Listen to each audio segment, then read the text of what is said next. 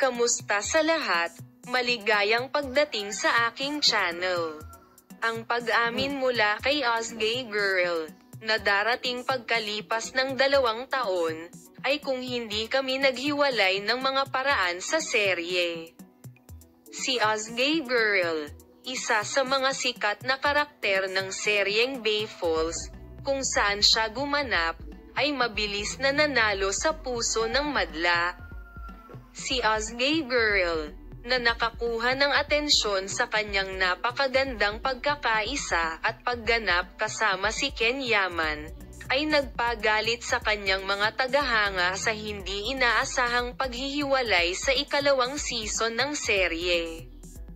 Isang kahanga-hangang pag-amin ang magandang aktres 2 taon pagkatapos ng kanyang paghihiwalay. Si Ozgay Girl, na nanalo ng mga puso sa karakter na ginampanan niya bilang Mr.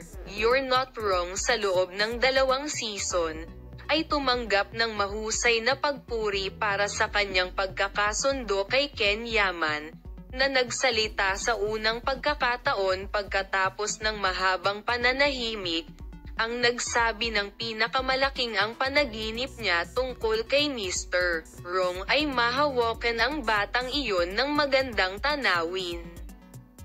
Gusto kong makita ang kaligayahan ni Kanan Ozgay kasama ang kanyang mga anak.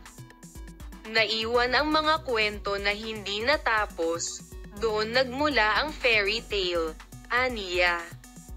Ang mga salitang ito ng aktor ay nakakalap ng magagandang impormasyon sa social media. Ano sa palagay mo ang paksa?